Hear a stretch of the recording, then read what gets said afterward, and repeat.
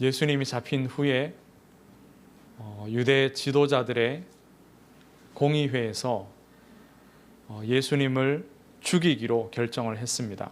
물론 그 죄명은 신성모독죄고 또 그러한 재판의 결정에 이르기까지 거짓된 증언으로 그렇게 몰아갔습니다. 그리고 예수님의 말씀, 내가 하나님의 아들이라는 그 말씀을 빌미로 신성모독죄를 뒤집어 씌웠습니다.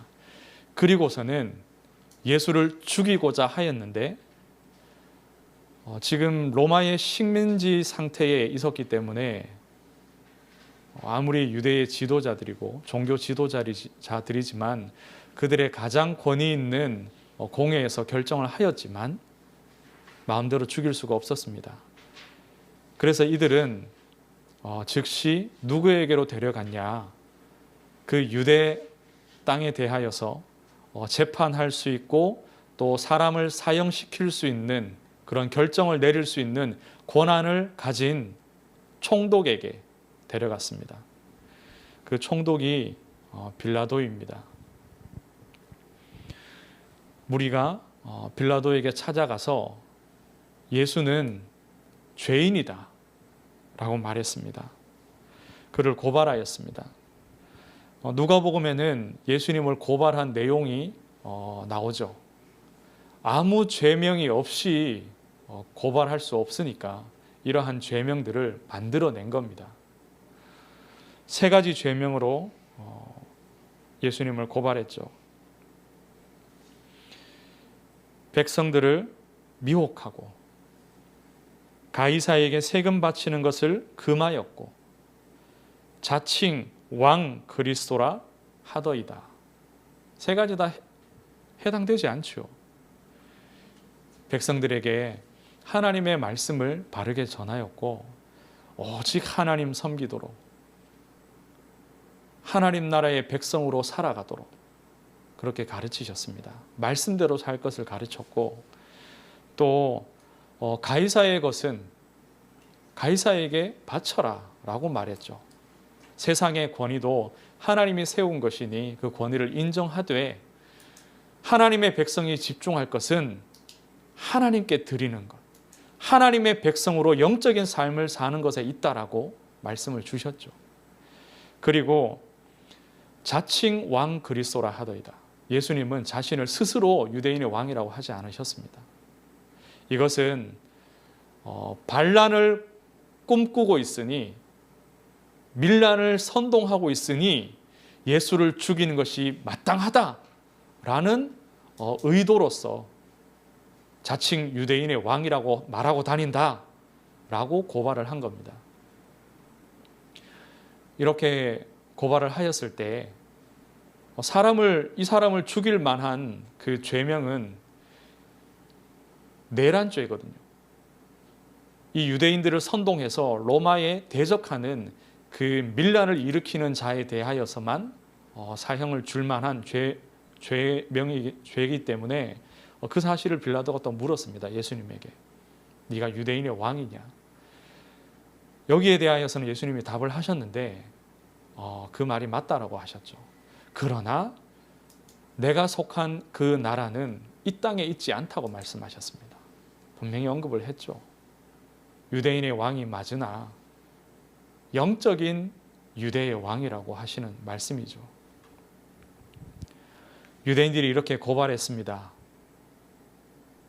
그러나 빌라도는 죄가 없다라고 하였습니다.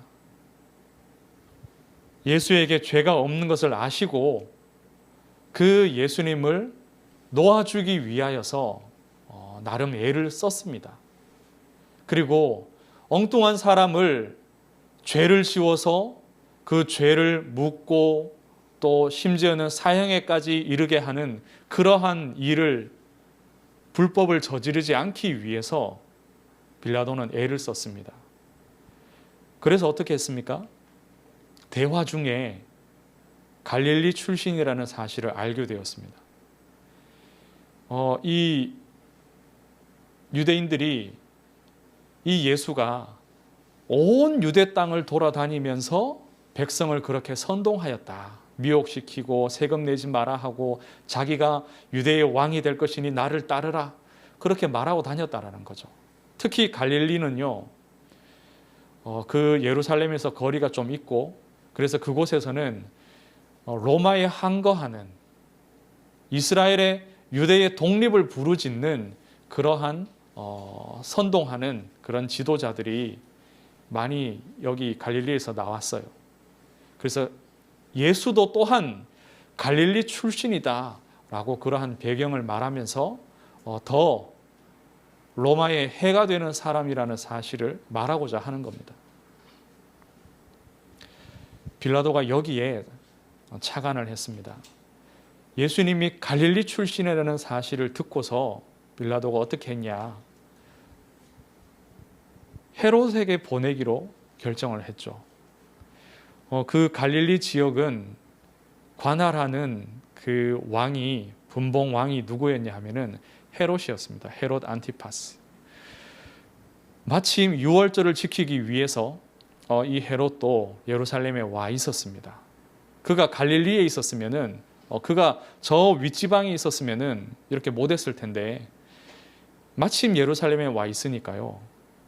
그 헤롯의 소관이지 않냐. 그래서 그에게 재판을 맡기기 위해서 예수님을 보낸 겁니다. 자기 손으로 불법을 저지르고 싶지 않아서요. 헤롯에게 예수님이 갔습니다. 헤롯은 매우 기뻐하였다라고 합니다. 왜 기뻐했냐? 예수에 대한 소문을 들었고 예수를 보고자 하였습니다. 왜? 기적을 행하는 예수, 놀라운 일을 하는 그 예수, 자기 눈으로 보고 싶은 겁니다. 하나님의 말씀을 듣고 확인하고 그 예수님을 따르기 위해서 보고자 한 것이 아니라 놀이거리죠. 구경거리인 겁니다. 예수님이 기적 행하는 것을 보고자 하였으나 예수님이 보여주지 않았습니다.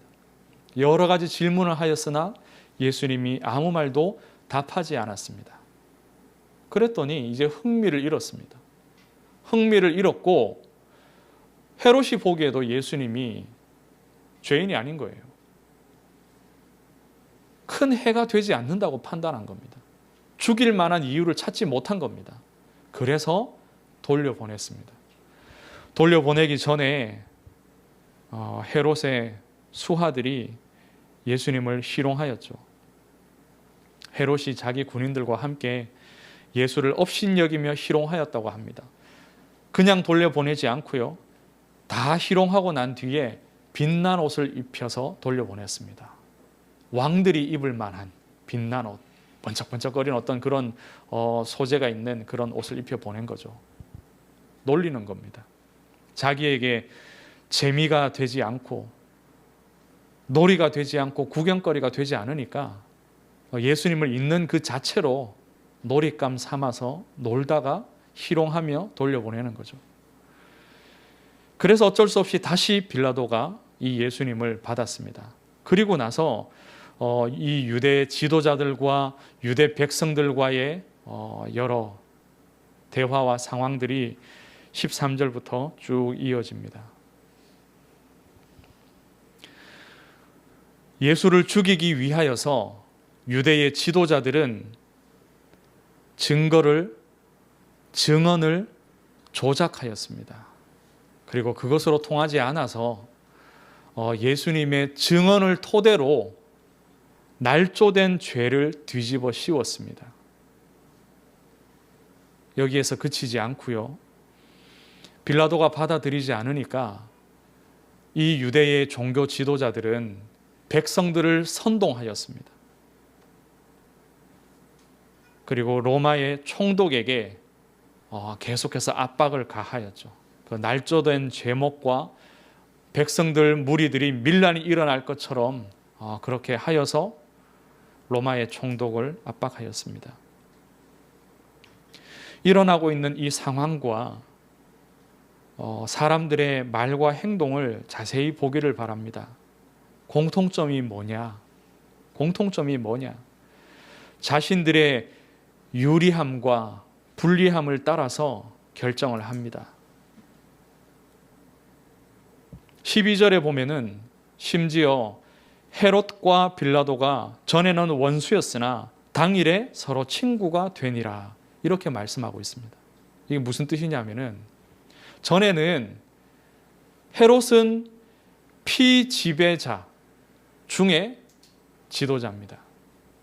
빌라도는 지배 세력의 지도자로 거기에 가 있는 총독이죠.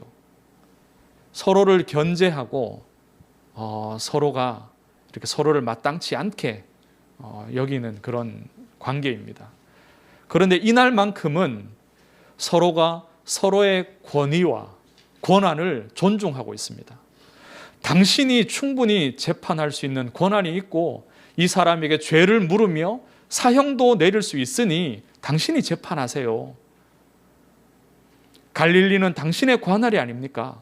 당신의 책임과 당신의 권한을 온전히 사용하십시오. 서로의 권한 존중하면서요, 서로에게 재판하라고 떠밉니다. 각자 자기가 불법을 행하고 싶지 않은 거죠. 나중에 백성들과의 관계 속에서 여러 가지 어떤 문제들이 또한 생길 수 있습니다. 그런 것들을 가져가고 싶지 않은 겁니다. 유대의 지도자들은 자기들의 이속을 챙기기 위해서 자기들의 권위에 방해가 되고 지금까지 해온 것처럼 계속해서 성전에서 장사하고 종교를 가지고 그것을 빌미로 돈을 벌고 악행을 행하는 그 일을 계속하기 위해서 방해가 되는 예수님을 제거하는 겁니다. 유대의 백성들은 유대의 지도자들에게 빌붙어서 그들이 선동하는 말을 따라가고 있습니다. 물론 부추기고 선동하는 자들의 잘못도 있겠지만 유대 백성들이, 이 유대인 한 사람 한 사람이 전혀 하나님의 말씀을 알지 못하고 무지한 자들이 아닙니다. 하나님의 말씀을 잘 알고 그 말씀대로 지켜 살고자 애쓰는 민족이 바로 이 민족입니다. 이 유대인들입니다. 그런 유대인들이 유대 지도자들의 부추김을 따라서 선동되고 있는 겁니다. 자기들에게 뭔가 떨어질 것들이 있는 거죠. 무언가 지도자들이 너희에게 좋은 것을, 이들에게 좋은 것을 주겠다고 약속을 하고 있는 겁니다. 이들을 선동하고 이들을 칭찬하고 이들이 마땅히 이 일을 해야 될 것임을 계속해서 부추기고 있는 겁니다. 모르는 자들이 넘어간 게 아니에요. 다 알고 있는 사람들입니다. 빌라도 총독은 예수가 죄가 없다는 사실을 알고 있었고 또 나름 애를 썼습니다. 자기 아내의 말도 이미 들었어요. 마태복음에 보면은 이 빌라도의 아내가 꿈을 꿨는데 그가 옳은 사람이고 그에게 해가 될 일을 하지 말아야 한다는 것을 자기 남편에게 그날 미리 말을 했어요. 빌라도는 자기의 양심에 비추어도 로마의 관리자로 여기에 와 있지 않습니까? 그러한 양심과 로마의 사상에 비추어서 죄 없는 자에게 법을 가지고서, 로마의 법을 가지고 죄를 지우고 그 사람을 사형시키는 것은 옳지 않다라는 신념을 가진 사람이에요. 나름 예를 씁니다. 그러나 결국에는 사형을 언도하죠. 십자가의 형에 처하게 합니다. 왜 그러냐? 마태복음에 보면은 밀란이 일어날 것을 두려워하였다라고 합니다. 마태복음 27장 24절에 보면 밀란이 날까봐 백성들이 막 선동되고 있지 않습니까? 많은 백성들이 모여서 예수를 사형에 처하라고 요구를 하고 있습니다. 그런데 지금은 특히 6월절이기 때문에 유대와 주변 각 도시에서 많은 유대인들이, 평소보다 몇 배나 많은 유대인들이 이 예루살렘에 모여 있습니다. 백성들이 많이 모였기 때문에 혹시라도 밀란이 날까봐 로마의 총독도 자기의 모든 군사력들을 이곳에 다 모았습니다. 그런 와중에 예수를 죽여라 말아라 하는 일로 지금 큰 사건이 일어나면은 감당할 수가 없거든요. 아무리 훈련받은 군사들이라 할지라도 수많은 백성들이 한 번에 일어나 버리면 막을 수가 없습니다.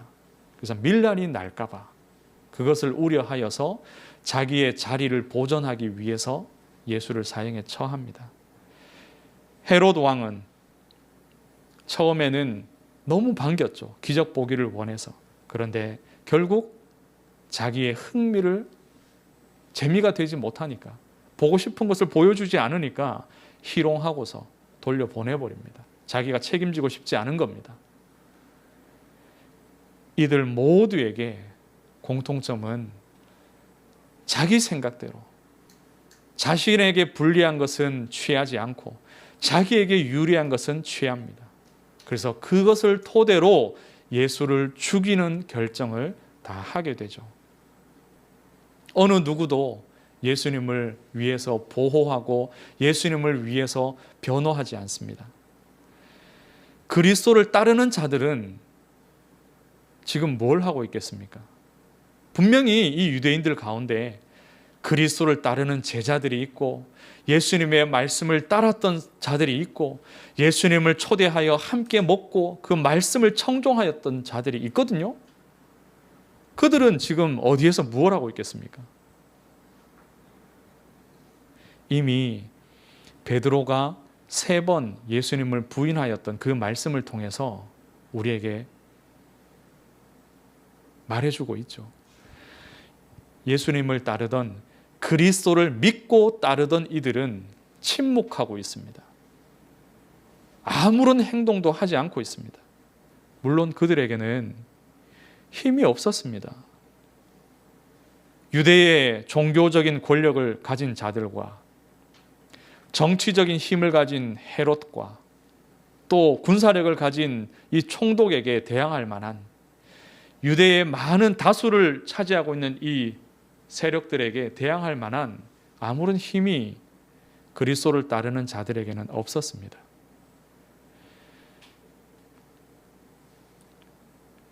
누가복음 이 뒷부분을 보면은요, 27절, 28절, 누가복음 23장 27절에 보면 결국 예수님이 십자가에 못 박히시기 위해서 골고다 언덕을 올라가실 때 그 뒤를 가슴을 치면서 슬피 울며 따랐던 큰 무리가 있었습니다. 근데 그들이 예루살렘의 여자들이었습니다. 여인들. 유대 사회에서 힘이 없는 약자들이죠. 많은 수가 이 상황을 슬퍼하고 가슴을 치고 울면서 그 뒤를 따랐지만 누구 하나 막아설 수가 없었습니다. 얼마나 억울하고 답답한 상황입니까? 유대인들은 악하고 로마는 비겁하고 예수를 따르는 자들은 답답합니다. 그러나 이 모든 일들은 하나님의 뜻이 이루어지는 과정입니다. 악하고 비겁하고 답답한 이들을 하나님께서 자기의 뜻을 이루기 위하여서 사용하고 계십니다. 빌라도의 신문에 대하여서 오랜 시간 이 신문하였거든요. 빌라도가 그 관정 안으로 들어갔다가, 이 유대인들은 관정 안으로 들어오지를 않으니까요. 그 유월절 음식 먹고 이 관정 안에 들어가면 부정하여진다는 율법이 있기 때문에 들어가지 않았어요. 그래서 빌라도가 관정 안으로 들어갔다가 예수를 만나고 또 데리고 나와서 백성들을 만나고 또 들어갔다가 고심하고 또 나와서 이야기하고, 빌라도가 애를 많이 쓰면서 그렇게 신문을 할 때에 예수님은 스스로를 변호하지 않고 침묵하셨습니다. 헤롯 왕의 신문에 대하여서도, 유대인들의 그 거짓되고 날조된 그 죄명에 대하여서도 아무런 말씀을 하지 않으셨습니다. 얼마든지 예수님은 그 모든 사람들을 하나님의 말씀으로 또 로마의 법을 들어서 근거로 해서 제압을 할 수 있는 지혜와 지식이 있는 분이십니다. 하늘의 영들을, 하늘의 천사들을 불러서 이 모든 이들을 무릎 꿇릴 수 있는 분이십니다. 만약에 헤로드 왕 앞에서 놀라운 기적들을 몇 번 했다면 어떤 일이 벌어지겠습니까? 헤로드 왕의 마음을 완전히 감동시킨다면 어찌 되겠습니까? 다른 결과가 생길 수 있습니다. 그러나 예수님은 아무런 말도, 아무런 행동도, 능력도 행하지 않으셨습니다. 마태복음 20장 17절에서 19절에 보면은 예수님이 예루살렘에 오시기 전에 제자들에게 하셨던 말씀이 있습니다. 대제사장과 서기관들이 자신을 잡아 죽이기로 결의할 것이고 이방인에게 넘겨져서, 이 로마의 총독이죠, 이방인에게 넘겨져서 십자가에 못 박힐 것이다. 그리고 제3일에 부활할 것, 다시 살아날 것을 미리 말씀하셨습니다. 이 말씀들이 이루어지는 겁니다. 예수님은 다른 것에 집중하는 것이 아니라 오직 한 가지, 하나님의 말씀이 성취되는 일에 집중하고 계십니다. 하나님의 말씀, 곧 성경에서 처음부터 말씀하고 있는 바가 뭡니까? 구원입니다. 구원.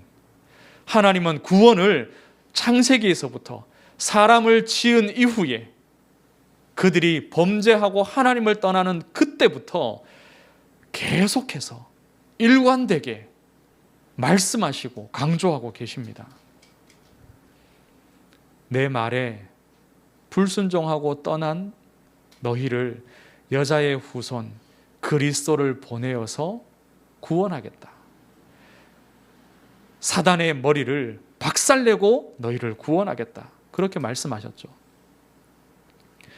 또 너희 죄를 사하기 위하여서 그리스도를 보내어 그 피를 흘리고 그 생명을 내어 놓아서 희생시키겠다.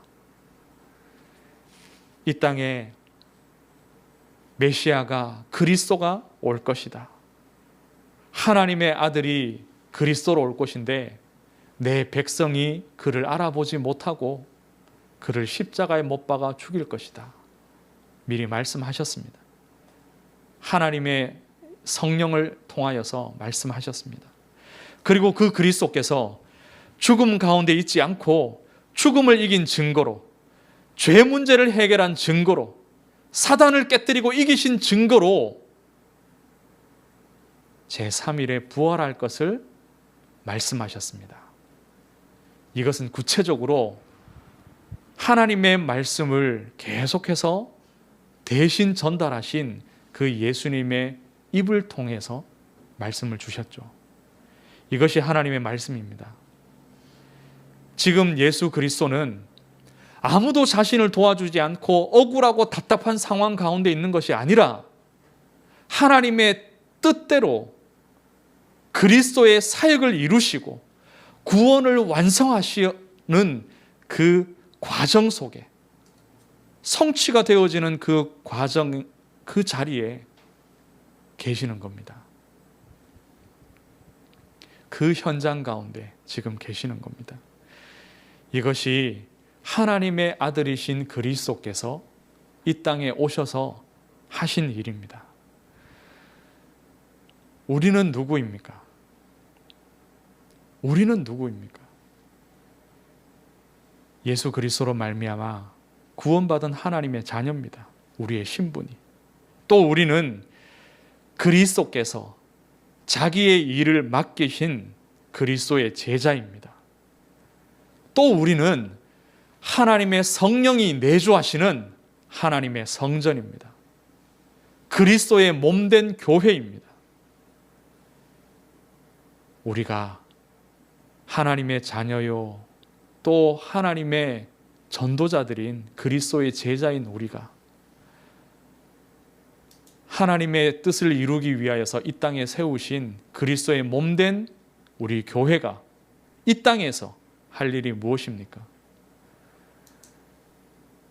굶주리고 병든 자들을 보살피는 일, 세상의 불의에 맞서 싸우는 일, 아니면 세상의 질서를 바로잡는 일입니까? 강팍한 사회를 따뜻하게 만드는 일입니까? 비슷합니다. 예수님이 육신을 입고 이 땅에 오셔서 하셨던 일들이 그러한 일들이기에 비슷하게 보여집니다. 그 일이 우리와 우리 교회가 할 일인 것처럼 비슷하게 보여집니다. 그러나 본질이 아닙니다.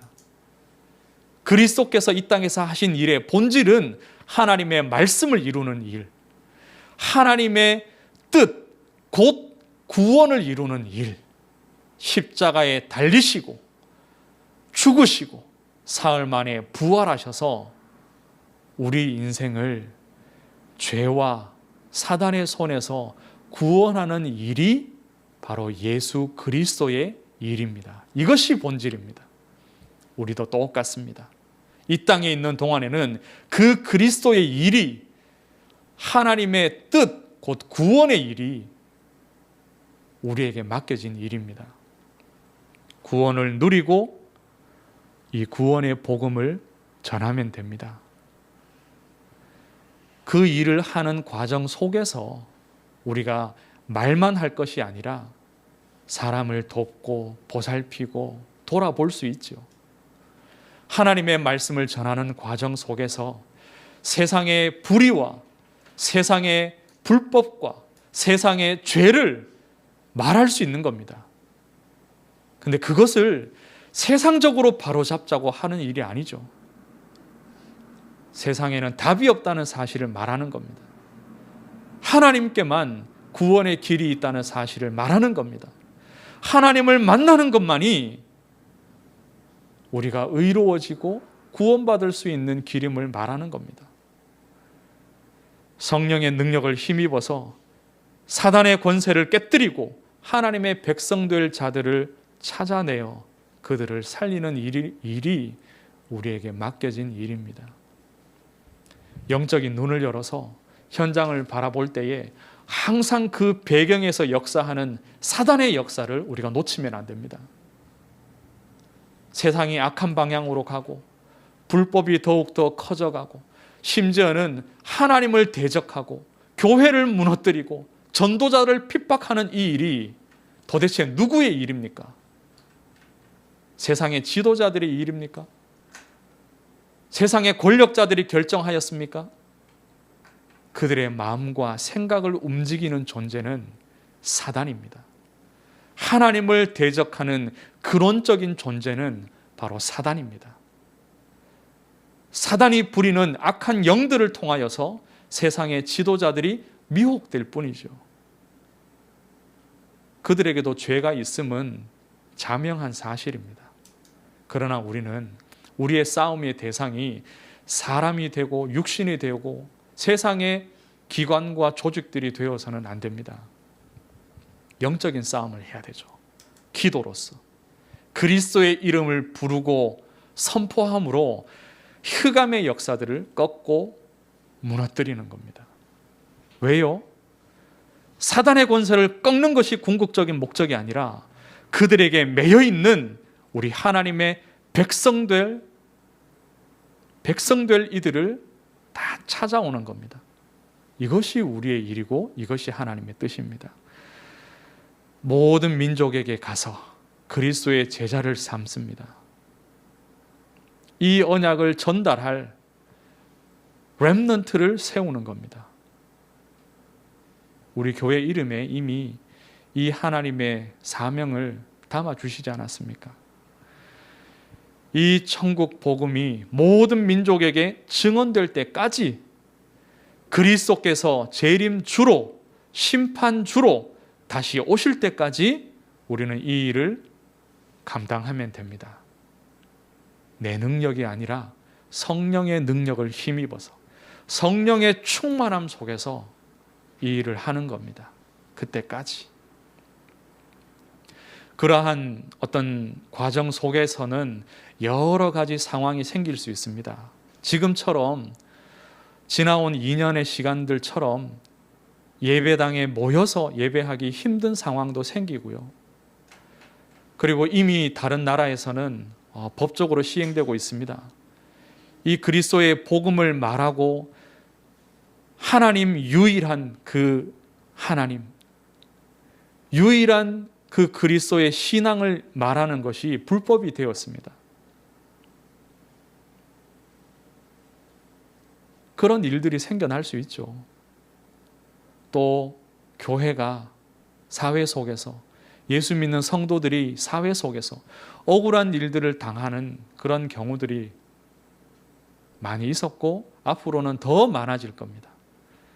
우리가 그때마다 정부를 비판하고 사회에 힘을 가하고, 우리도 똑같은 방법으로 압력을 가하고 압박하고 비판하고 변호할 것이 아니라 우리는 어디에 집중합니까?